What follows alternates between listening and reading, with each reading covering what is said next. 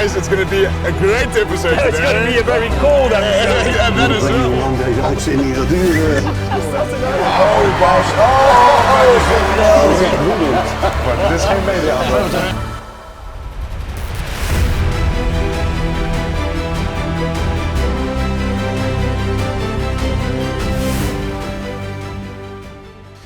Good evening, ladies and gentlemen. Welcome to HIWR Season 4, Episode 5. And, well, what a week it was. The weather played more of a role than the rugby in the last weekend, unfortunately, where we saw quite a big storm coming over the Netherlands. And it certainly, after that left, someone left with the storm, which is fantastic because you can't hear. Can you guys hear anything?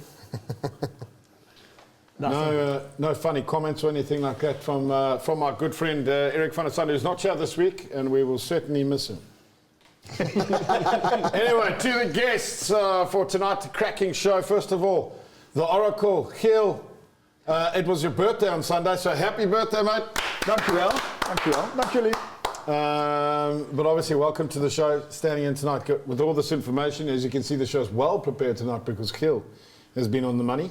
And then big welcome to Mitch, McGahan. Thank you, Gareth. Head coach of Eemland, but also the head coach of Delta, which we're going to get stuck into tonight. So welcome back to the show. First time this season, right? First time this season, mate. Yeah. Always a good. It's always good when down. it's after a win. Definitely. Definitely. Andrew. Hello. The new Eric. The new and improved Eric. Welcome.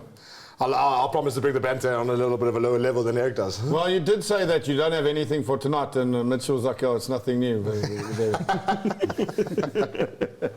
at least the show should be half an hour less. Yes, well, that's for sure. And probably that the Dukes will save money on the beer. Yes. Ja, dat heb ik geregeld. I'll do my best. There we go. There we go. On the sauce. But saying that, some interesting topics tonight that we're going to dive into. Obviously, we've got the 6 games that were played on the weekend in the Ereklasse. Any sort of shock results? Not really. I wasn't here last week, so I don't know what the predictions were, but I'm sure. Giel? Nee, volgens mij is alles redelijk. Well, I mean, I thought Oysters was very close. Wow. Ja. But we'll get into those games a little bit later, and obviously the results and the standings. But I think, Mitch, I'm going to come to you first. Obviously now the competition is, taking a bit of a pause. Mm-hmm. And that is because of Delta. So I think, obviously, it's a new sort of look, Delta. What can you give us in a nutshell? What's the new Delta sort of program? Yeah, so obviously 5 clubs have stepped up to take over kind of the overseeing or the running of Delta for this year. So Dukes, Eemland, HIWR, Hoek and Haarlem are now kind of running with the majority of the selection coming from those 5 clubs. Brings about its own challenges when you start to look at having to get approval from various force centres on who we can and who we can't have. But yeah, it's a teething process that we're all working through, and we're off to Romania this weekend with what we feel is as strong as we can pick, and should be an interesting campaign. Yeah, well, look, I mean, 5 clubs in charge. That must be like the Tweede Kamer. Yeah. Hey, trying to get something through that. Good luck with that, mate. The grey hair's coming yet? Well, to be fair, Eric was actually the spokesperson for it, and he forgot to check his emails for half the summer. Well, I mean, he's in Spain, so I think he's not checking much. No. But no, yeah, like I said, it's... Well, if Vekemans is in charge of it, it explains a lot. Let's leave it at that then. But if 5 clubs are sort of in the inner circle with Delta, does that mean that they get selected a lot earlier than guys from outside of those 5 clubs? Well, I think there's obviously financial commitments that have had to have taken place for the Delta program to go ahead, and these 5 clubs have stepped up to the mark, and we're thankful that they have, because Delta's been a fantastic program over the last few years since its inception, and bringing through the next lot of internationals. So I think as part of them putting their money in their or putting their hand in the pocket as far as that goes. Yeah, of course they have to see some benefit as forms of recruitment of players potentially from the Netherlands to those clubs that they know they're a greater chance of playing in Delta. Yeah. Part and parcel of thing. Yeah, of course. Maar als ze dan betalen, dan, want dat is het gewoon, die 5 clubs betalen, dan kan ik me niet voorstellen dat die voorzitters nou ineens zeggen van, nou ja, ik heb liever niet dat je die kiest. There is question. that, but Very good we've got to wait and see. Obviously, that's part of our new TD's role in Jose to make sure that he's liaising with these clubs. I have my opinions, and we've just got to as we would say in cricket, Giel, well bowled, and then Mitch would be well left. Yeah. Yep, that one I'm leaving. That's a good question, Giel. Really good. Ik heb net zoveel verstand van cricket als van rugby. Well, there we go. Okay. But Mitch, so now Delta used to be used by the national sort of pathway, in prep for the rec. Yeah. Has that changed, or are we looking at something else? No, I think we are probably looking at something else. I think, over the last kind of 18 months, Lynn used it as a pseudo-national team in prep for potential World Cup qualification, and trying to get the players up to standard or up to scratch to be able to push for maybe top 4 or get that 5th spot, which we unfortunately didn't get. I think where the clubs and certainly myself want to have a look at it is giving Delta its own identity that's kind of separate from the pathway. It's not seen as a pseudo-national team. I think you're seeing a lot of the social media push the last stop before the top. So the last kind of team that you can make maybe to impress whoever it is that's going to take over from Lynn in trying to get full international honours. So we've got a lot of guys that are in the squad that have been with us in the 20s program, 18s in the past. There's a couple of guys that obviously have national team experience, and clubs have put forward guys that maybe they feel as though could be or could break in potentially. And this is the perfect platform for them to be able to go out and impress. Yeah. And just talking numbers, how big is the squad that you're looking at? So we've got a squad of 50, and I'm glad that we do because I lost 3 number 8s on the weekend. Yeah. With through injuries and things, they all blew away. Look, I think one thing you know from the past in any campaign, whether it's Ereklasse or whatever, a big squad helps. Yeah. If we're talking about going against some of these sides that are basically full international sides, like Romania this weekend, we don't know what we can face. Delta beat them over there last year. Wasn't so many national team players. All of a sudden they play them in a semi-final at home, and the full national side rocks up. So part and parcel of this competition. I know that Spain have bought a lot of their guys that were in France back, essentially contracted. That's a real interesting what you're about to say there. So Spain actually told all the lower level sort of Spanish players in the French competitions that if you want to be part of the World Cup, you had to come back and play in the Spanish competition. Obviously, they're compensating them. I think they're paying about 80% of what they were covering over there. Oh, wow. But obviously, they're World Cup qualified, so that opens. And that's why their budget's 4 times our size. Yeah. Maar dan geeft het ook wel aan dat de Spaanse competitie door deelname aan het WK ineens wel een boost krijgt. Yes and no, because then how often are these players going to play for those clubs in Spain is the other question. So if you're bringing these guys back in and they're involved in the Super Cup for 7 games, then they've got the rec for potentially another 5 to 6, 7 games, depending how it would goes. Probably be more about getting them back into a training sort of environment. I think that's it, is that they're based in Spain. They get contact with the Spanish coaches as much as they can, and they're not having to deal with the bureaucracy of French clubs and allowing them to be released. I mean, if you look at the current situation with friendlies, I mean, if you look at it, in this competition, you've got Spain qualified for the World Cup, Portugal qualified for the World Cup, and Romania all qualified for the World Cup. I mean, you get a lot of money from World Rugby, but you don't get enough that you can get a plane and head over to South Africa or New Zealand and stay there for a couple of months, like Georgia does. So this would be, for them, the springboard into the rec and then into their World Cup preparation. Yeah. So, I mean, the Dutch, our thought process is we're out of this one, so we're going for the next one. Yeah. Belgium's also in the repechage. Mm-hmm. Yeah. So they're obviously pumping everything into that. Are we not going to be like seriously under, or how would I say? Because, I mean, if we're going with a development sort of mentality mindset, are we not going to maybe miss the mark? Well, this is the thing. I mean, it's certainly a baptism of fire when you said the first 3 games were away in Romania, home to Spain, and away to Portugal again. Yeah, there's three teams already qualified for the World Cup. Here it is, yeah. So first up is Romania, then it's Spain, and then it's Portugal. Yeah. And then the good old Christoph, we're coming for you, buddy. Yeah. They're Christoph. As long as you beat Belgium, then we're happy. Yeah. Right, revenge. Revenge must be taken. Wanneer is de kwalificatietoernooi voor België? Is dat niet in november? Yeah. So I think. Dus dan is december. Yeah, well, is voor that's hun voorbij, hè? You know, we kind of looked at it as a staff and thought, yeah, there's the potential there in those last 2 games for us to really push and get something. Obviously, it's kind of been thrown together, the Delta program, so we haven't had the preparation time as we would have had in the past for these first 3 games. So it's about finding out what works, what doesn't. There's obviously some new ideas being brought in by us as coaches, potentially a little bit different from the past. Yeah. So it's about moulding that team together and getting them spending time together, getting them buying into an identity that is Delta now, and looking to target those 2 games in December. But you said earlier that Delta is also looking for their own identity without sort of Rugby Netherlands, but obviously there's still that cohesion between them. And I mean, this is the kind of platform where you want your guys to get experience before that international level. Yeah. And if you have a look at the teams that you play up against, obviously you might not know how many of their top players will be in the team. But is there still that cohesion between the Delta and Rugby Netherlands to get those guys in there? No, I think of course there is, because you look at the 5 clubs that are involved.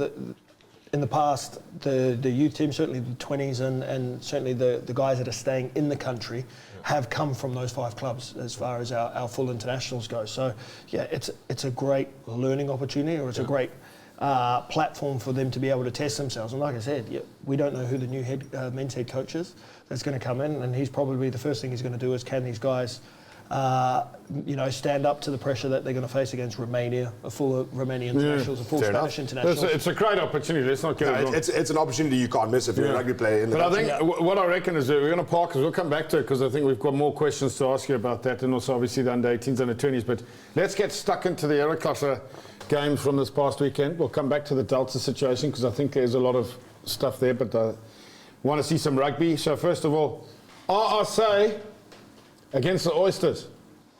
Big crowd in. Speelden bij Aaskum, hè, op het kunstgras van Aaskum Nederlands. is Rugby Nederland. Nederlands rugby. Ja, dat is geen Aaskum. Dankjewel. And RC in the white and the Oysters in the blue. Ja. So. And was very tightly contested game, right, Giel? Ja, het was echt heel spannend. Ik moet eerlijk zeggen dat ik erin zepte een paar minuten voor tijd. Toen was de strijd wel gestreden. Ik heb nog wel contact gehad met René Vorstenbos van de Oysters. En die zei, ja, als ik nou kijk naar het hele seizoen tot nu toe, dan is het een taai seizoen. We hadden een goede start in Castricum. En nu hebben we een beetje atypisch Oysterspel. We scoren veel uit de voorwaartse. Line-out, scrums, in de 22 van de tegenstander. Het loopt nog niet zoals we willen. I think the Oysters wouldn't be too unhappy with the position at number 8 now at this time in the league.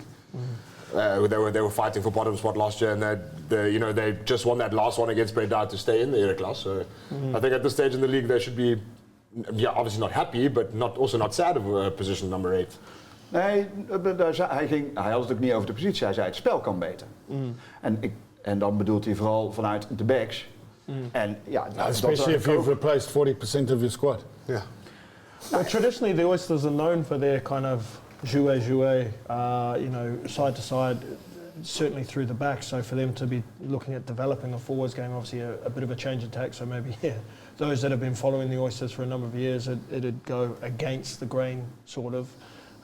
But these games are traditionally tight against RC. I think last year wasn't it a last-minute draw that stopped RC going into the playoff games? Yeah, well, they were beating the Oysters 21-0 at one stage, and then then the Oysters came back, and it basically ended up 21-21. Ja, omdat ARC op het einde niet koos voor de penalty kick, maar de scrum. There you go. Oh, well, there What we does go. Eric always say on this one? Take the 3, something like that. Let's not trust anything Eric says. Maar het klopt wel wat jij zegt. Hè. Ik heb een lijstje doorgekregen van Rick met de spelers die vanuit het buitenland voor de eerste keer in Nederland spelen voor 15 oktober. En daar staan er bij de Oysters 9 namen van jongens bij. En dan hebben ze ook nog 2 Argentijnse jongens die van vorig jaar er al waren. So 11 players. Ja, het is net als ik hier aan tafel. Hè. Er praten niet meer zoveel Nederlands in de Ereklasse. Nou, ik ben al ingebuigd, denk je. No, look, rugby is a global game, eh? Rugby is a global game. I think if you want to keep it at the top spot, you've got to have a little bit of outside influence. Yeah, No, for sure. For sure. All right, but then obviously, yes, the game of the week. Let's go to that. This is a great little slip mall, which I think we should be reviewing, because I don't know if that's legal or not. Referees, do you want to challenge me again on this? I don't think that's legal, but anyway. Great start by DIOK. Mitch, I think the first 25 minutes, if DIOK had cashed in, I think it would have been a long day for you.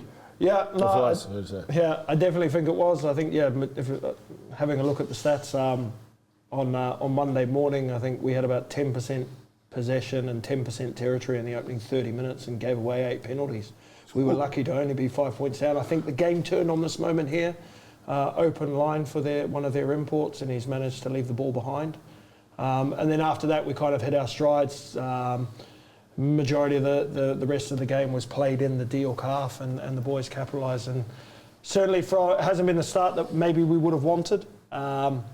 But more of an Eemland performance on Saturday as far as the work rate, the grit, the determination, and led from the front with our captain Matthias back from injury and making breaks like this. The return of Shaggy, who scored the try, obviously got married and took an extended honeymoon over the off-season. First game back, 80 minutes, welcome back. Yeah, exactly, and I told him he didn't look a day over 26, even though he's 32.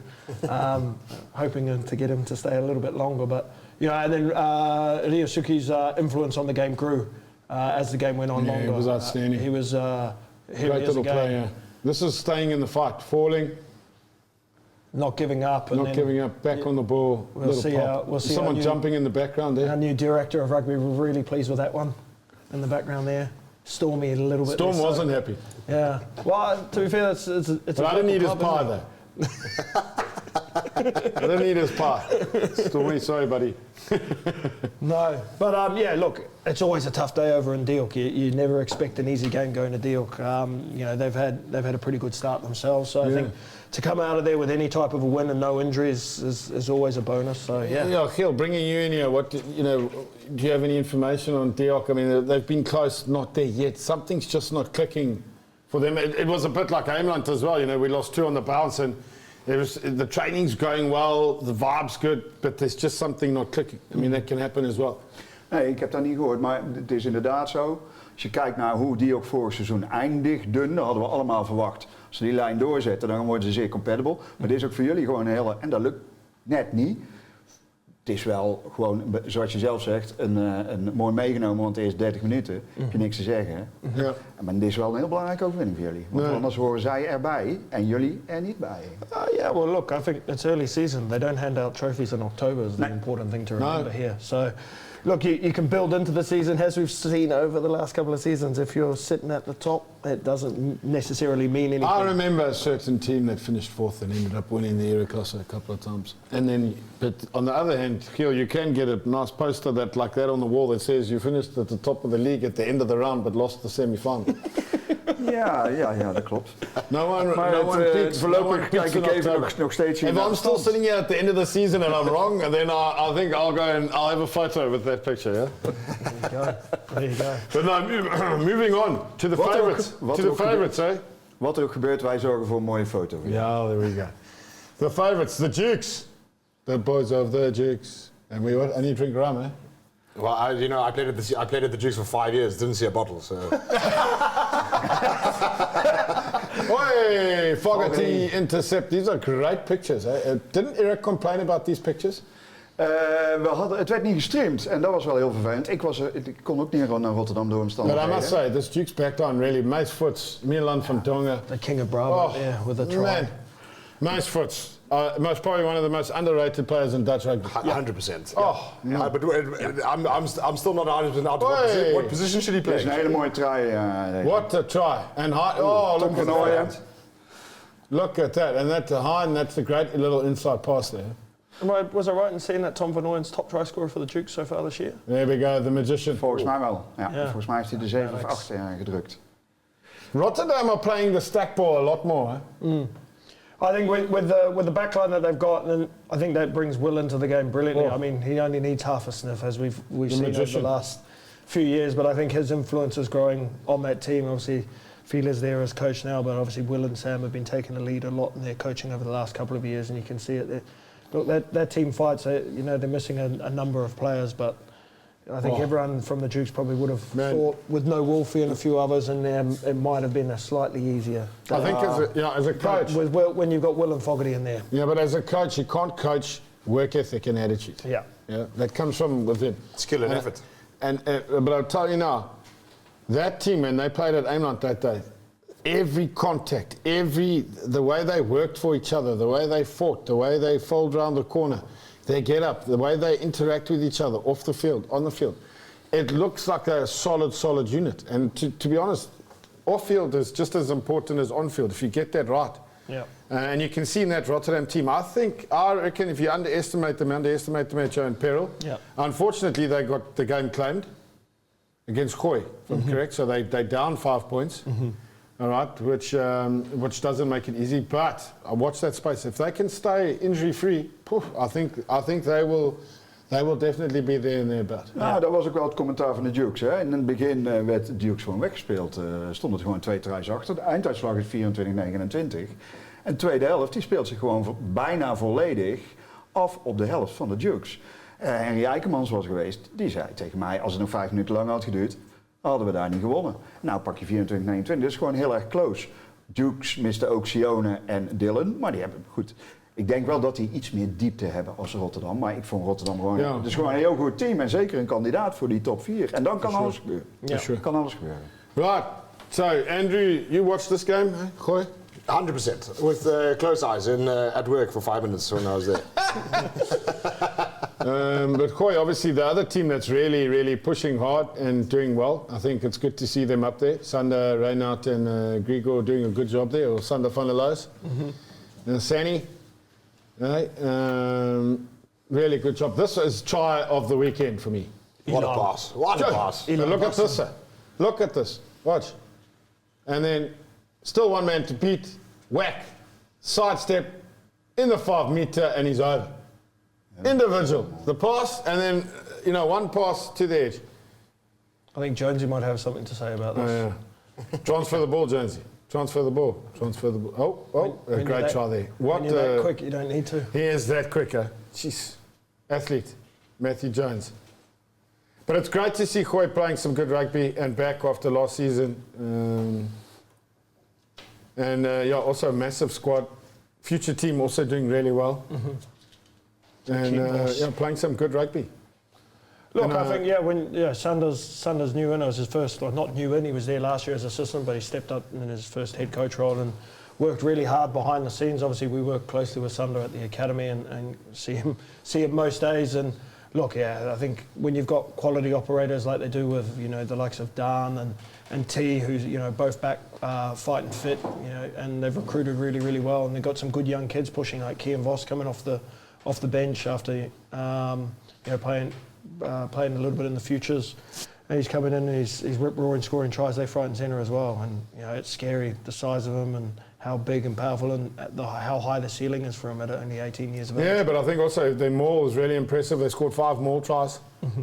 So it's look at you, more wins The most beautiful thing in the game. That's it. The backline players won't. I think Mitch. Good thing World Rugby didn't change the rules. Mitch just almost vomited, but yeah.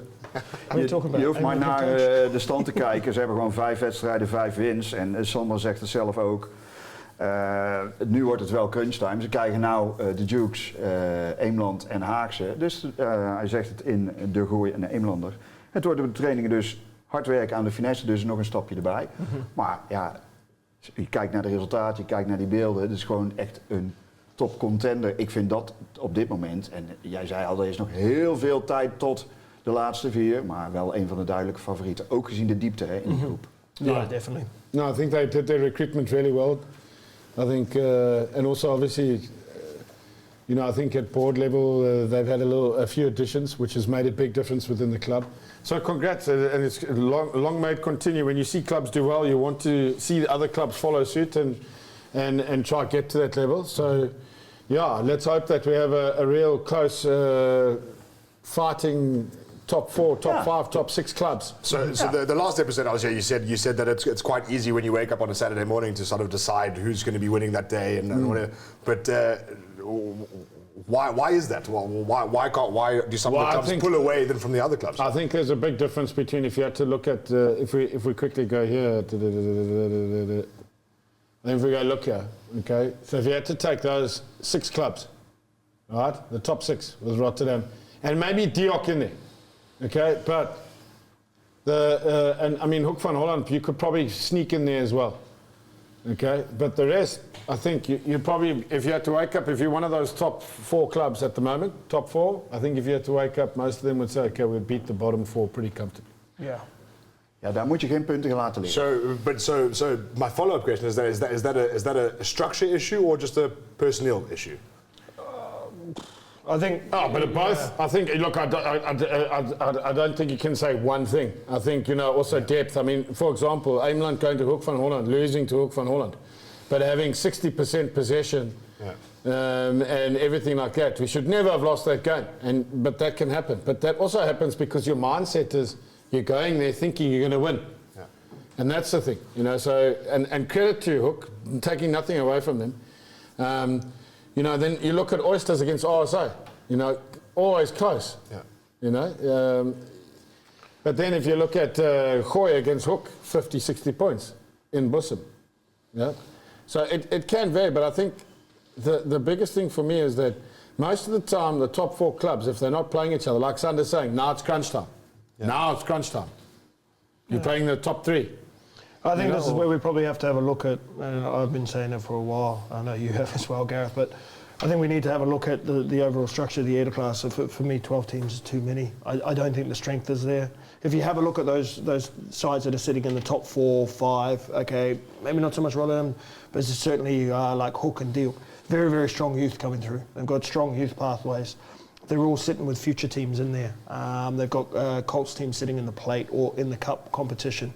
I think we need to be looking at a structure where you've got potentially 8 teams, 10 teams, but you're saying to them, in order to be in the Ereklasse, you need to have a future team. You need to have a Colts team, and we need to see what's behind there with your cubs, with your juniors. Je klinkt als Erik nu, hè? Dat weet je. Hè? No, but I think... Heeft hij jou gebeld? No, Erik did not come up with those ideas. Please do not give him credit. Absolute rubbish. But I think that's what we need to look at doing. If we're talking about trying to get stronger and trying to bridge the gap, if we go back to looking at Delta with the Romanians, the Spanish and things, if we want to close that gap to them, because we are probably 10 years behind them, we need to start thinking outside the box. We need to start thinking of these ideas to make it more competitive, that those players, instead of going to England, instead of playing lower division in France, they want to come back and play in the Ereklasse because it's a top competition. It's going to be exciting games every weekend. You've got to incentivise them somehow. Yeah, exactly. Otherwise, they're going to go and play Fed 2 or whatever in France because it's a little bit more competitive than what they get. Like we're saying, some weeks you could win by 60, then every now and then you have a game where it's a tight little tussle. From there, you can see growth because you start off small and say to these other ones that might miss out, hey, listen, go work on this, you've got to show this structure, and then we're going to look at it in 3 years. Dan wil ik even advocaat van de duivel spelen. Wat zeg je dan tegen die clubs die nu heel veel effort geven? En dan denk ik echt bijvoorbeeld aan de Oysters. Ja. Dus je kijkt, ze doen niet alleen het eerste, ze werken ook aan een future, ze werken ook aan de jeugd. Ja. Geldt ook voor ASC, ik ben daar geweest, die werken ook aan hun tweede, werken ook aan hun jeugd. Die zijn echt aan het herbouwen. Hoe plaats je dat in een plaatje waarin je bijna franchises krijgt? Well, no, but that's where you say to them, listen, this is the structure we need to see. Okay, you need to go away and work on it. If you're not in that first 8 or 10 or whatever, you say, look, there could be a chance that we look to grow this competition in a couple of years' time and admit a couple more in. You need to show us that you've got strength and depth, or you've got something coming through in the pathway. Yeah, I don't agree with what you're saying. Dat hoeft ook niet. No, because what you're saying is that RSA have got a good youth and they don't. Nee, dat zeg ik niet. Ik zeg dat ze er aan het werken zijn. Yeah, but working hard doesn't mean that you have what you need to have. So exactly, there's stipulations. You can't say because I'm a nice guy, I deserve it. Nee, het is sport en daar tellen prestaties. Nee. Die snap ik ook wel. Maar je moet wel de poort openlaten voor clubs om dat niveau te bereiken. The gate is open. The gate is open. Nou, je doet de criteria hoger maken en dan maak je het moeilijker. No, but that's why. But you need to. If we're serious about growing the game and making it competitive and trying to keep our best young players in the country, rather than going and playing overseas somewhere. Dat gaan ze give toch it- doen. You know, but if we're serious about it, we need to start small and branch out, and there needs to be certain criteria, and it has to be high. We're talking about potentially going to a World Cup in 2031, trying to close the gap to these other sides that are in the Super Cup competition. We can't keep doing the same things and expecting... And expect a different result. Nothing changes. We zijn het er wel over eens Simple dat as we that. niet hetzelfde kunnen blijven doen. Oké. Want dan maken we geen stappen. So- dat is natuurlijk So waar. my suggestion would be this. I would also make it an 8-team comp and say quarterfinals. So if you finish 8th, you still have a shot to win, just like France. Look at the French top 14. The team that finished 6th won it. Yeah. Beat the team in the playoff and then won the semi and then won the I final. mean, you could argue that the top 14 is obviously the best league in France, but the Pro Best- D2 is probably the best second league in the world. Oh, unbelievable. Yeah, unbelievable. But I love how the French mix it up. It's not a traditional competition. No. And why are the French stadiums packed? Full. Maar je praat over een land met miljoenen meer inwoners, met honderdduizenden meer. Okay, so Giel, let en me... dat vergelijk je met Nederland. Giel, let me... Okay, maybe I'll give you a little of a curveball, because you're an oracle, right? You know a lot. How many players does Uruguay have? Ik denk, volgens mij, hoorde ik dat bij het WK, hadden ze toen 24.000. 4,000. 4.000. Ja, ongelooflijk. 4,000 Zat ik er players. maar 20.000 naast. 80% of their players come are in the capital city, right? Okay, 4,000 players. They are at the World Cup under 20, under 18, and senior. 4,000 players, not 17 or 18,000 like we have. It's got nothing to do with size. It's got to do with the initiatives and the creativity and what we do as a country and as clubs. Maar goed, Alright, so zij hebben dus alles in Montevideo zitten. Ja. Daar zitten waarschijnlijk een beperkt aantal clubs. Het zal een hele kleine competitie zijn, want er zitten ook maar 4000 leden. But no, you're assuming now. So what Ja, maar Uruguay, jij ook. what Uruguay do is they play a local competition, Yeah. they play a regional competition, and then they play a national cross-border competition. They work closely with Brazil, Chile, Argentina. Argentina is their big brother. Argentina looks after them, right? So coaching, helping with coaching, developing coaches, helping with everything. Their academy system, their youth pathway, they have 20 players per academy per age group, right? Okay, they really invest into that. They focus on what they have. Like a guy told me, the performance director, he said, we'll never have a 2-meter lock. But the 1 meter 89 or 1 meter 90, whatever, they look after it and they make sure that everything is about them being able to perform. I'm not saying we must go that route, but what I'm saying is it's not all about the bigger, the better. I think what we have the opportunity in the Netherlands, we're a small country, we can drive somewhere in one day to do a training, right? Yeah. So, I mean, there must be a lot more opportunities that we're saying. And I agree. I don't have the solution, but I do agree that things need to change in order for us to take the next step. Right. Sorry, chaps, I threw a grenade on the table there. Nee, maar als je een stap wil maken, dan moet je iets veranderen. Dat staat buiten de discussie. Ik vind het wel interessant als zij dan voor een model kiezen met andere landen. Dan denk ik ook aan een Future Cup, wat bijvoorbeeld de DIOK heeft geïnitieerd. Ja. Om met clubs uit Duitsland, Tsjechië en inmiddels ook Euro te spelen. Fantastic. En daar zitten dan ook weer mogelijkheden. Ja. Ook voor andere Fantastic. clubs. Ja. I totally agree with it. Right. So we go to Haarlem. They've also got Giel, you were saying a couple of new players for Haarlem as well? Dan moet ik dat vlug Sorry, I'm even putting you on the opzoeken. spot here. So Haarlem obviously coming away with the win, but Breda started really well. Eh? Breda also a couple of new players, right? Yeah, I was speaking with Logan during the week, and he was saying they've got a couple of Kiwi boys that are coming to Kiwi Centre who seem to be quite powerful, and another one off the bench. So, I mean, they've lost a couple. Sam Bake obviously going to Rotterdam this year. He's playing well for Rotterdam. He's playing well for them, so they've Great try recruited as some well. experience. Is he out? Oh, there's a foot there. There's a foot there. There's got to be a foot there. And the touchdown's right on it as well. Het grappige is dat Haarlem heeft dus voor 15 oktober 4 nieuwe jongens uit het buitenland gehaald. Die nog niet in Nederland gespeeld hebben. Maar Breda ook. En bij Breda was ik dit jaar. En dat is voor hun dus, voor Breda, echt het leerproces. Hè? Het is de eerste keer dat zij zoveel jongens uit het buitenland halen met verblijfsvergunningen en alles erop en eraan. Dus ja, allebei de teams hebben zich wel versterkt. Maar Haarlem is natuurlijk, dat zie je al aan de einduitslag, wel veel verder als Breda. Well, I think as well, again, you go back to youth pathways. Haarlem last year pushing Den Haag close in the Colts final. a lot of those guys have graduated into the side. You know, they've got a really good youth pathway coming through, and then you've got someone like Miyagi there, who's as director of rugby, who's McGahan. who's pushing everyone through, and you know, and Logan doing a fantastic job with the first team. Haarlem are going to be a name that's going to be talked about. Well, I mean, yeah, again, you look at this lovely cross kicker, Dar, Yanai, 2 youngsters in the under-20 squad, great little try there between them. And Haarlem running away with this pretty comfortably at the end of it. Ook een hoop in de onder 18 en de onder 20 voor het EK volgens mij. Yeah, that's for sure. And I think if you look at Haarlem's youth, they were in all the youth semi-finals and in a couple of the finals, were they? Last season. And their numbers are just growing. Their coaching is growing. Their clubhouse can facilitate. You know, so there again, you know, are we looking what happens between the 4 white lines or what you can do as a club? And I think that's the important part. If you take Cass, for example, Cass was the strongest club in that region, right? If I'm correct, a couple of years ago. Haarlem invested more in getting numbers and their youth right. And now look, the flower's blooming. Ja, het eerste jaar hebben ze ook wel fors geïnvesteerd in die spelersgroep natuurlijk. Maar ze willen ook per se meedoen met Delta, hè, omdat ze met dat jeugdplan zo goed bezig zijn. Ze hebben zich ook aangesloten. Yeah, for sure. Last but not least, the champs went to the Hoek, and it was a tough day at the office. But is that Taran Kroos carrying there? I think so. Yeah. Great little carry there. But HRC also recruited. They've also got some players coming in at the last minute, I believe, as well. Ik ben aan het zoeken voor je. Okay. Ik weet niet of het laatste moment was, maar bij Hoek zijn eigenlijk dit jaar maar 2 jongens uit het buitenland voor 15 oktober. Just watch the number 10 here at the back of the mall. You see him standing on the line pointing. Watch how the mall comes towards him and let's see if he gets involved. Watch. Okay.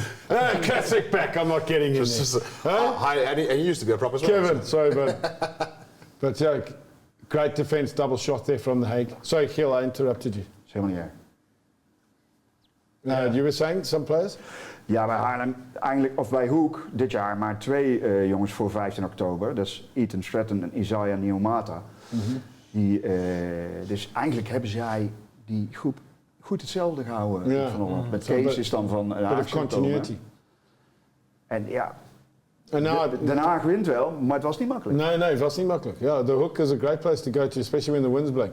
But Mitch, so you've got Ollie White as one of your forwards coach, right? Yep, that's correct. And the Hague leading with the line out and defence. So we were chatting last Friday, planning out the sessions. I said, Slobby's doing a wonderful job there at the Hook with his defensive line out, and obviously the Hague over the last few years, the defensive line out under Holly has been outstanding. I said, that'll be an interesting battle. And he goes, I'll try not to rough them up too much before next week. But obviously, yeah, they've come up well. As we've said over the last number of years, since Holly's been there, that their maul has turned into a weapon. Their lineouts are a serious weapon for them. And when you throw in operators like Twan van der Bos as well, that are there, you know, that driving maul 5 metres out, it's pretty hard to stop with the Hague now, whereas traditionally you look at them and say they're maybe not as strong up front and they've got some really good backs. The narrative there is changing.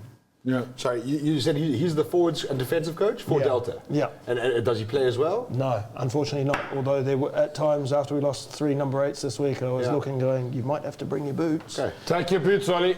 Take your boots. All right, so I think we've already gone through this, but this is what it looks like. Hawks are at the top, 24 points. Hoy with them at 24 points. Duke's a couple behind with 23. And then Eemland finishing up the top 4 on 14. Quite a big gap there already. But as we saw last season, Rotterdam lost the last game. Yeah.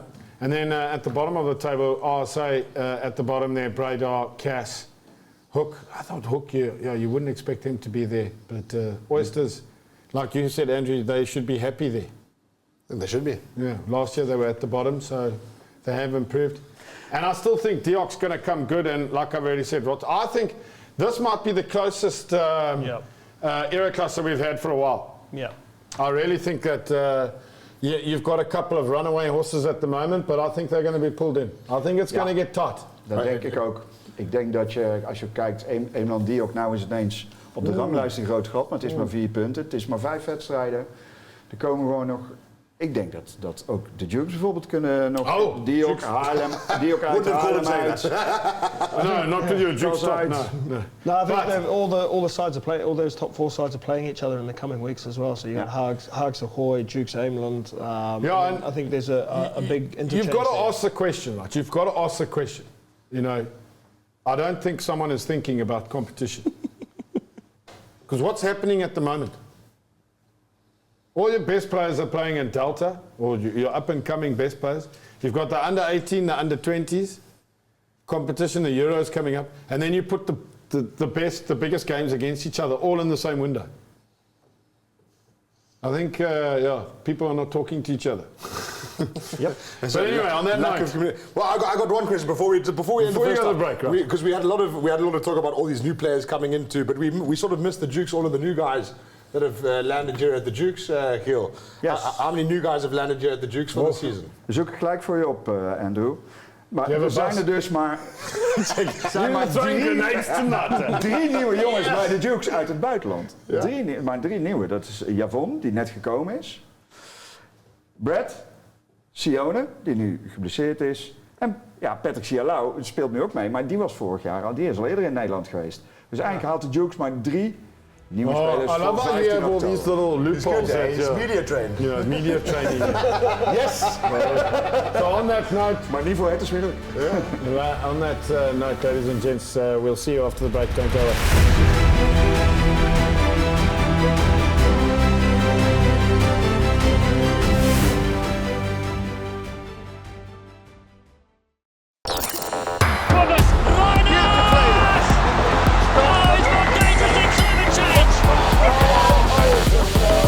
There's an opportunity and there's the beautiful feet as well.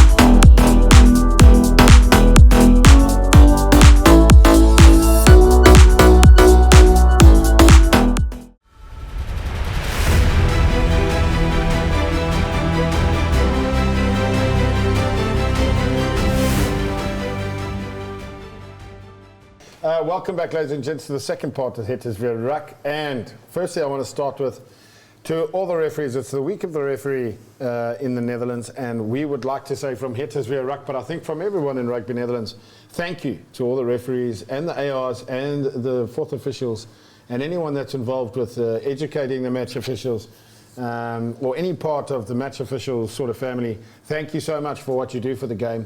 Without you, we would not have a game in this country. We know that you're short-staffed, you're underfunded, and more importantly, underappreciated. And yes, you take a lot of abuse, which is really, really unjustified.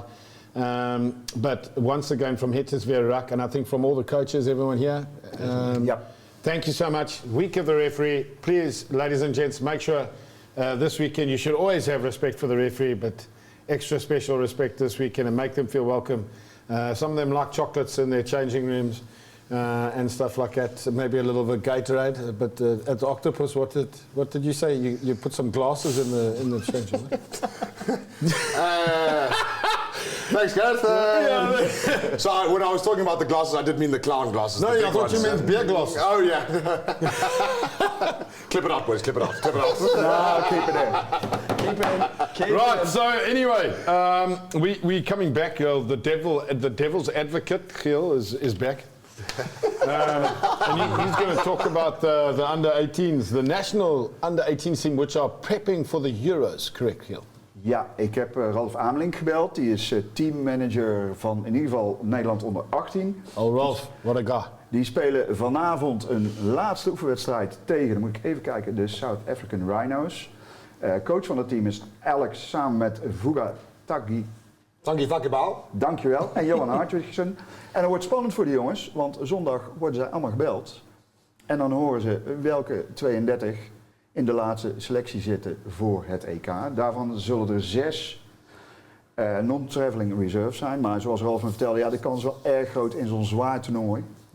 Dat een van die jongens dus wordt opgeroepen. Dus die hopelijk blijft doortrainen, jongens. En voor de rest, ja, die blijven ook gewoon in de pathway zitten voor Nederland. Hè. Ook voor de onder 20, ook voor het Delta. Dus Ja, het is heel spannend, zei Ralf. Het is echt een hele goede groep, heel gelijkwaardig. We hebben het nu over onder 18. Ja, jij bent, ik wil je niet on the spot zetten, Gerrit, maar jij bent voor de onder 20. ja. En daar is zo- de selectie nog later, begrepen. No, well, look, I think we go to the same Euros, but I think and we've seen we have our local players which we've been training, different sort of camps and stuff. But most of our players sit overseas at under 20 level. I mean, I think we've got 18 players overseas. Yep. So that makes it very difficult. So the 2 weeks, the build up to the tournament is really important. We've also cut our squad, but we're still at quite a big number because we're not really going to have, if you think about it, we play competition games up to the 15th of November, and we're supposed to play on the 16th. Okay, so, for me, it's really challenging. And I think, we want to announce the squad on the 8th of November. We're supposed to be playing Lille. But yeah, it's going to be interesting. It's going to be interesting. It's just like the under 18 group, massively talented individuals that are playing in Wales, France, England, and here from our own clubs. Jullie doen het ook met z'n drieën, hè? Ik begreep met Matthew en Samantha. And Mitch. En Mitch. Yeah. Sorry. And the only Dukes boy in the staff is Sebastian van Os. Nou, dat is ook niet geen verkeerde om in je staf te No, hebben. top man. But no, looking very good. Great opportunity for the lads. We've been in three years now. We've been involved in under 20s and 3 finals and 1-1. So it hasn't been going badly, and I think the goal this year is to do the same. Great group of young men, and the next couple of weeks is also going to be spannend for them. Unfortunately, we had to drop a few players over the last few days, and that's never nice. But it's also part of the sport, yeah? Ja, het is een harde sport. 15 en 16 november de kwartfinales, begreep ik. En dan, die worden ook gestreamd op de Rugby Europe website. Yeah, from Prague. But if you got some free time, Eric was there.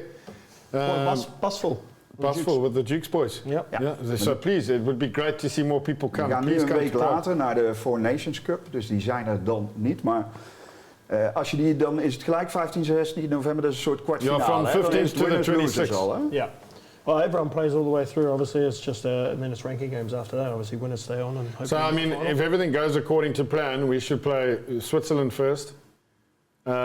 Belgium. Onder 20 heb ik het nu Belgium, over. yeah, under 20, Belgium. And then if we beat Belgium, most likely Portugal. I can't see Portugal losing to Romania, especially Portugal's preparation. They were in Uruguay, playing Uruguay and Chile.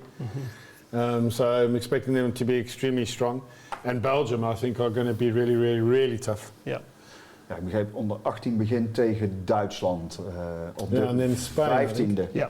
Spain. I think because of their first time that they came third last year, it means for one of the first times, if they get through the first game, which we expect that they will, that they'll play Spain. Normally it's Georgia and the big monsters of Georgia that they've been playing the last couple of years. Yeah, so credit there. Credit for finishing third last year because that made a big difference to the draw. And I think if I look back at how the 20s did it as well, we were always fifth. And then you get that terrible first fixture. Ja. And then Zane Gardner was coach, and he was the first coach to get us into the top 4 and then into the top 3. Yeah. And then you miss that first game against Georgia or the big country. And once you do that, once you get in the top 4, then it's, at least you get the favourable draw. You're playing the bottom half. So we were, for many years, Belgium would finish 4th or we would finish 4th and they would finish 5th, and we were continually playing each other. And now, for the last 3-4 years we've been in the top 2. And that makes a massive difference. Ja. En jullie zien ook, wat Ralf ook tegen mij zei, dat je echt zo'n lijn ziet van onder 18, onder 20.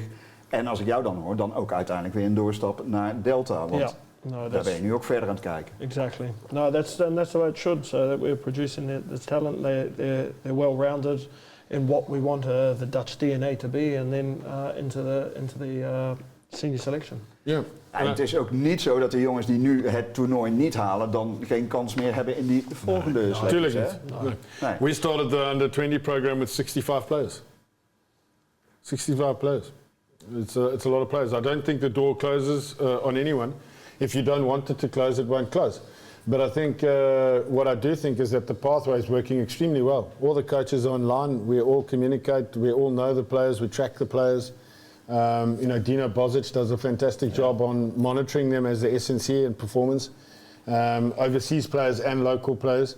I mean, so you have all the information, clips, stats, figures. Yeah. You know, it's not like, you know, like we're thumb sucking. There's a lot of good information, but also a lot of detail goes into the work. So it's I think the youth pathway is really producing some really talented and capable players. And I think, again, I think this is where the role of Delta and a strong competition and into the national team plays such a big role of taking them from where they are and helping them develop into being the players that we need, and in order to make the next World Cup in 2027.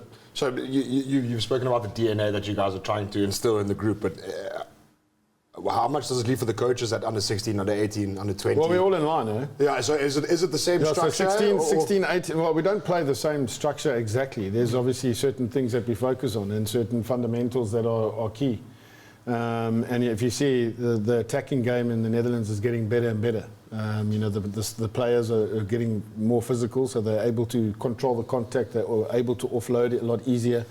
You know, everyone says, you've got to play the offload game. I'm like, yeah, but you've got to be able to offload. If someone takes your rib out, you're not offloading anything. Exactly. I think our set piece is getting better. You know, we're starting to be more consistent at the areas of the game that make a difference. Yep. And you can say what you want. It's based on fact. It's not based on, you know, let me play like this today. You know, so there's a wish of the way you want to play, and then there's reality. Mm-hmm. Of course, of course, yeah. Tell the Octopus guys every weekend. After the game. Yeah. All right, so I think what we're going to do here is just quickly go through the games this weekend. Haarlem against Delft at Haarlem, and then Eemland against Gooi. That's going to be an absolute cracker. In the futures. Yeah, in the futures. I tell you what, the futures games are cracking. They are cracking. And I'm not going to give Eric any credit for this. Because someone's going to tell me Eric came up with this idea and it's just ridiculous. But anyway. Andrew? It wasn't me. But yeah, the rugby that I've seen at the futures has been fantastic. And most of our under 18s and 20s are sitting in there. Yeah. The age, man, some of these players, it's exciting. Exciting. Nou, So good luck to those boys. Wat dat betreft ben ik het ook met Mitch eens. Als ik dan op zaterdag naar de DIOK ga kijken, op dit moment spelen dan de junioren thuis in de cup, de Colts, de onder 18 thuis in de cup, daarna de futures en daarna het eerste. Ja, het zijn alle vier gewoon fantastische wedstrijden, maar die kinderen is eigenlijk het leukste om te zien, die onder 18 en de junioren, hoor. Imagine having that every weekend. Ja, dat is echt... Well, I think that's it. Waarvoor hebben jullie dan die wedstrijd van Eemland Gooi bij die futures naar voren gehaald? Well, because of the European Championships and games being there, obviously there's quite a few that are sitting in the selection there, and myself and Sander sat there and we're like, we'd much rather see it as a proper future fixture than rather using wild cards and getting guys over age. Let's make sure that it's a proper future game. I think in total with those two squads, you're looking at 16, 17, 18 players going to be missing.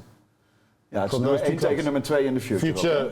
Future and first. That's massive. You miss those players. But you had the same problem last year, I think, with the Delta League, and then you had a lot of guys that were missing. So it sort of comes to a point where you're not really playing against the team that should be playing. No, exactly. And then it loses interest in the weekend. Yeah. Okay, so we're going to this round, right? 25th of October. That's the next round.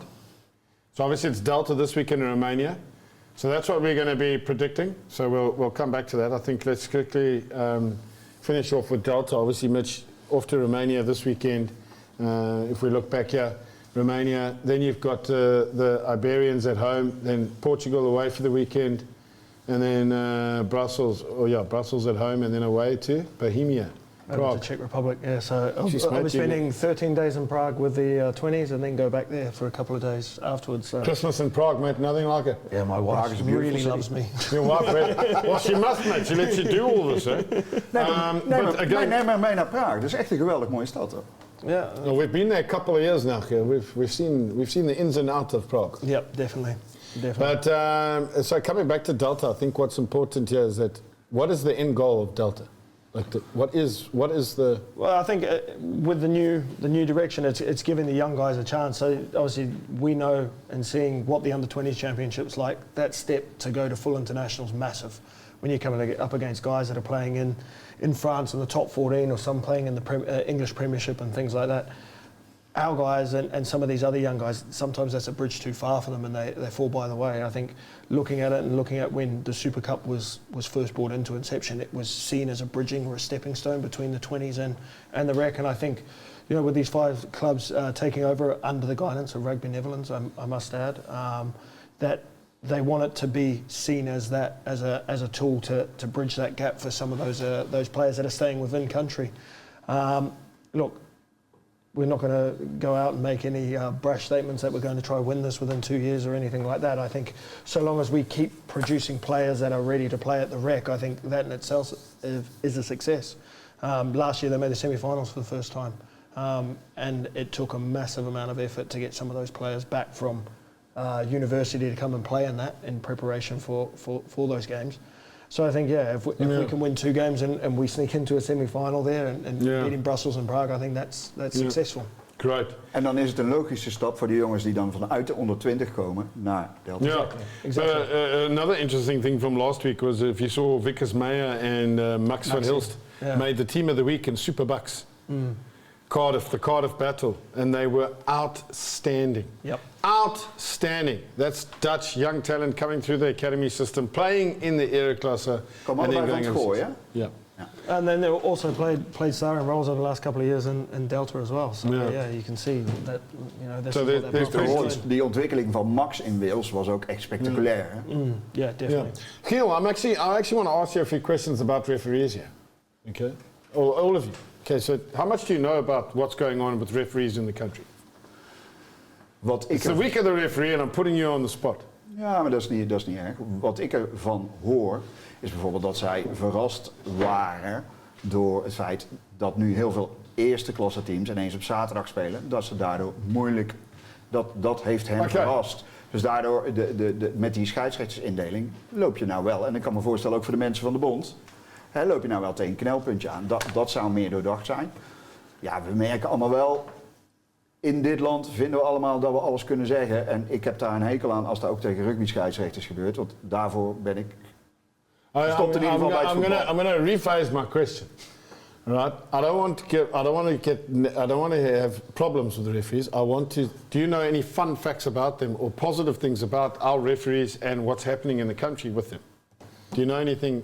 Think about it. Right? What do you know about the referee pathway? What do you know about education? What do you know? Anything? Niks. No, well, I think they've taken the initiative on themselves to try and recruit more referees in. Obviously, there's certain stipulations that clubs should be meeting and providing referees for the referee pathway, which some clubs are hitting, some clubs aren't, and it's sad to see that there's a lot of that are in the Ereklasse that aren't providing the stipulated number of referees. So they've taken it upon themselves. They're doing a whole bunch of referees training to try and recruit new referees and upskill them in some of the things. We had them at Eemland a couple of weeks ago. Yeah, it was led by Edwin, Edwin van der Spek, right? Yeah, Edwin and Koen have taken it on. They've gone to various different clubs. So I think it's a wonderful initiative, getting people in.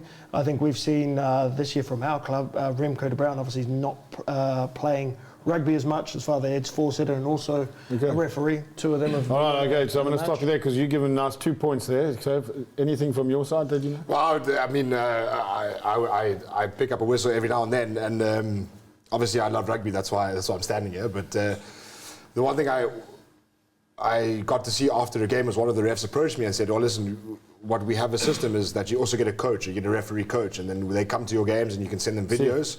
And you can and with all the footage that's available to you now, you can go and watch back your games and you can sort of challenge yourself to get better. Do you know that we have referee coaches in this country that follow referees, film them, analyze their game, give feedback for nothing? We don't even do that for the coaches, the rugby coaches. That's how dedicated this group, and I'm glad you brought that up. Because they have a team of people that are working to try and get the sport to another level and get the referees to another level. Another example is, the Ereklasse. We have a performance group of referees that look after us. All right? And we are able to send them clips, we are able to give feedback, we are able to have dialogue, it's fantastic. And if it's used well in the right way, you start to improve the game because they start to pick up trends, we start to pick up trends, we work together. Another great initiative. Another one was last weekend, 2 of our young referees were sent to a Rugby Europe conference as referees to improve. So there's development happening, there's education. The head of performance referees, Michael Asman, is involved in, if I'm correct, evaluating URC games and European games. You know, he's involved at high level. You know, you've got people like Kees Blaas, Dirk Hoof, massive names, and I'm probably, I shouldn't mention names because I'll disrespect someone by leaving them out, but massive names in the game of rugby referees that are, you know, sculpting what's happening in referees here. We've got more younger referees coming through.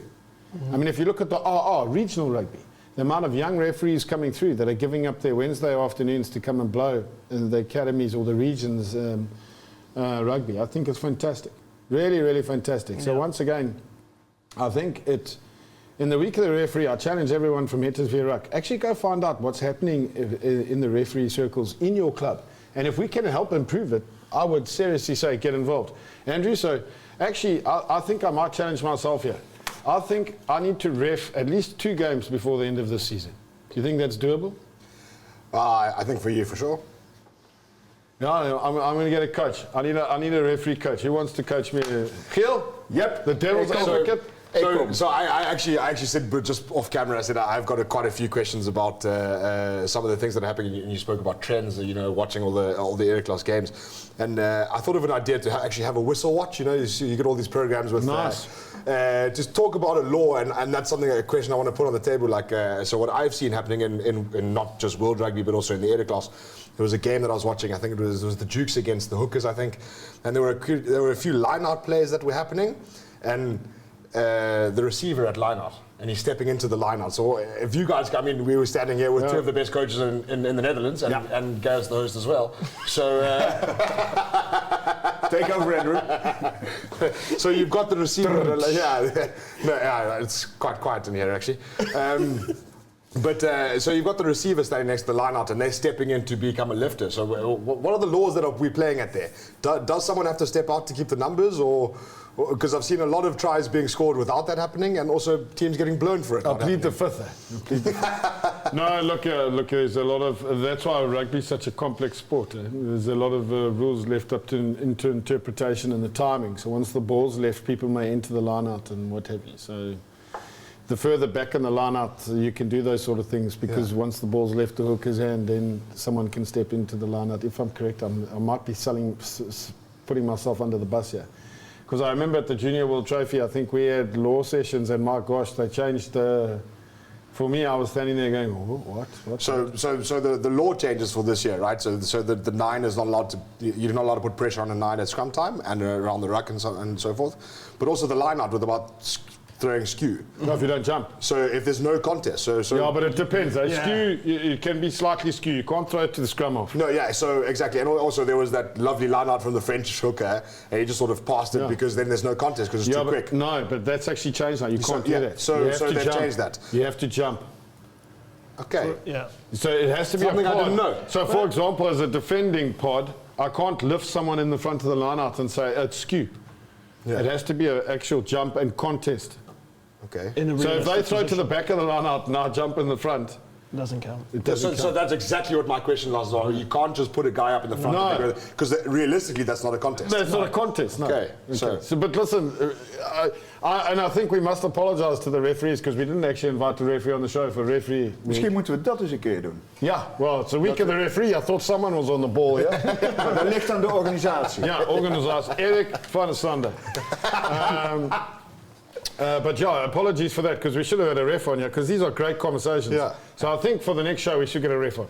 I think I think you see with the best touching back on that. I think you see with the best coaches in the world, they figure out ways to manipulate or not manipulate. Sorry, to bypass some of these laws. I mean, yeah, of course. We were lucky enough. You're trying to get an advantage. They try and find an advantage. So if they bring something in like the contest in the air, you know, that's back in. You see really good coaches come up with tactics to be able to put pressure on without blocking or anything like that. Yeah. I think there's a what's lot of really work goes interesting, behind. and this is where the professional game is the next level up, is when you bring something new, you brief the referee. So you have a meeting with the ref before the game. Yeah. Then you say, listen, we're going to be doing this in the line-out. And the ref looks, gives you feedback. Okay. So, because you can imagine in front of 80,000 people next minute, and the ref's like, hey, time off. Exactly. So that's exactly what I've started doing at Octopus, and a few of the guys said. Not really allowed. So Not here in the Netherlands. So, but is that we so what the sentence the way that I bring it over is I say, listen, I'm trying to surprise them. I'm not trying to surprise you. Yeah, no, that's okay. I mean, the day of the game here in the Netherlands, if you say, listen, we're going to do a funny line-out move, this is going to happen, it's good. I think it's good to brief the referee because you don't want the guy to get shocked and think, what's happened here?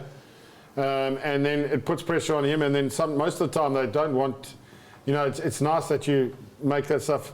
And then it almost seems like you're trying to fool the referee as well, which is not the way it should be. That's totally not the incentive behind it. Is that we want to surprise them, but we don't want to surprise you. But we also don't want to get penalised for something because we're trying to coach guys good rugby, and we're trying to give them the advantage of having a platform at the line-out to be able to create the mismatch. Yeah. But then you get blown for it because we're just not on the same page. And that's just something that I think we could, as a country, get a lot better in, of just trying to like Felix Jones said at the conference, get everyone into the same room. Yep. If you get everyone to the same room and have a good chat about it, then there's no surprises. But it's also utilising that, because I can tell you now that there is a platform available, certainly for the Ereklasse and future class clubs, to be able to provide feedback, and it's a wonderful thing.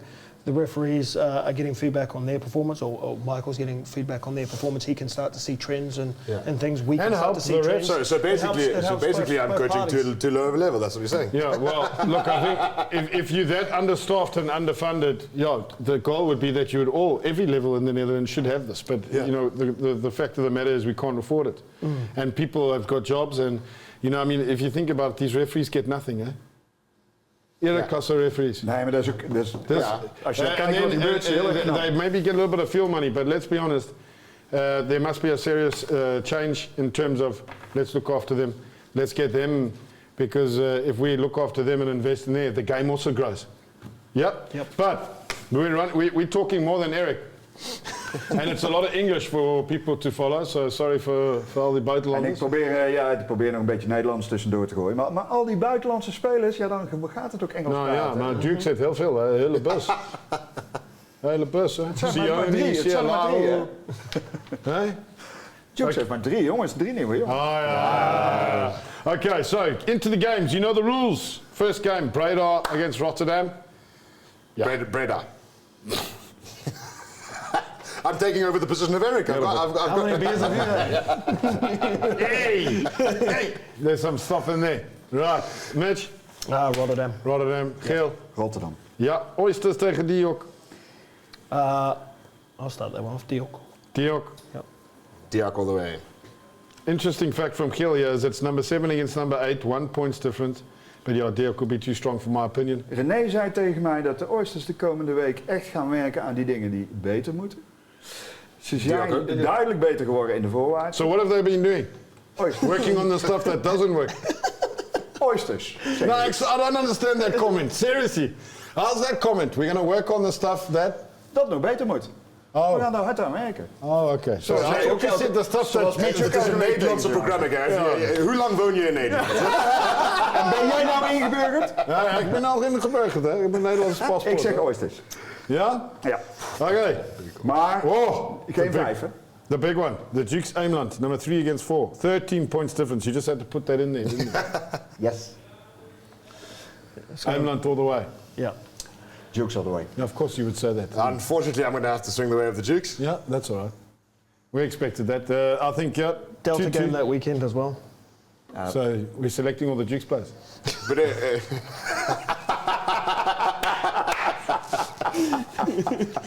Het wordt echt een hele mooie pot. Hey, can you make a meme of that? Delta game. Yeah, okay. Cass RSA. Yeah. Kassikum. Yeah. Haarlem tegen Hoek. Haarlem. Yeah, Haarlem. Cool. At Haarlem, yeah. Yeah. Okay. Haarlem. Yeah, Haarlem. And then, I would say 2 big games. Haagse, Gooi. Ja, dit is de grote. At Haag. I think Den Haag. No, I'm going Gooi. I think Gooi are going to pip this one. It's going to be a close game. It's going to be a close one. And you know what? It could come down to that drop goal move of yours. Donkey Kong. I think Shit, I just give it away. I think you better send that to both clubs, hey, but yeah, this is a winner. Donkey Kong. But I'd say Gooi. I'm going to sit on the fence. I think Draw. it's going to be a draw. Oh yeah. Giel, the Oracle. This is where you land. Giel. Ik geef mijn Gooi. Maar het wordt close. Yeah. Sunday's homecoming, eh? Sunday, the Hague. Sani returns to the Hague. legend. Right. Ja, ook dat. Okay, so I think we've had a longer show than when Eric was here, so this will be interesting. Probably more quality. But obviously we've come to that time, guys, where we've run out of time to talk about. I think we can talk about this stuff till the cows come home. And obviously, thanks very much for joining us. But Giel, any final words? Anything else maybe that we've missed out on? Or? Nee, helemaal nul. Dank jullie wel dat ik aan mocht sluiten. En volgende keer dan zoeken we er een I really enjoyed that you were the devil's advocate. Graag gedaan. I like that. Mitch? Always a pleasure to be on. Yeah, mate. And all the best with Delta. Really, we wish you and all the youngsters and the boys going over and all the coaches. Yep. All the best, man. And Thank you, mate. just make sure you keep control of Bozic in Romania. Andy, so lost 2 on the row. Is the job, are you under pressure, Dr. Puss? Not yet. I mean, we got relegated in my first season and I still got a salary increase, so I'm hoping we get relegated again.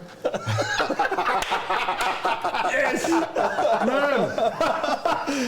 We're coaching in the wrong place. I just hope We have to take pay cuts every year. I just hope the next time they invite me to HIWR, they put me to people with a bit of the people who understand the game a bit. But anyways. Yeah. Too good. Yeah, absolutely. But Andy, obviously, it's always a pleasure having you on the show. The man who started it. Always a pleasure to be here. It's free. Yeah, I still think it's nice to share the story of your first show that never aired because you guys got so hammered. And spoke. It was a pilot. It was a pilot. It was aired for hours. Well, I'll tell you a very funny story about that episode. Is that after we sort of locked up shop, I thought I really need to go to the bathroom, and everyone closed up the shop and left. And you were in the bathroom? And I was in the bathroom. And I walked outside, all the lights were off, the alarm started to go off. Had to phone people to come back and let me out. Brilliant. Well, ladies and gents, from the rugby club, the Dukes, the week of the referee, once again to the referees, thank you very much for everything you do. From everyone here, houdoe and bedankt.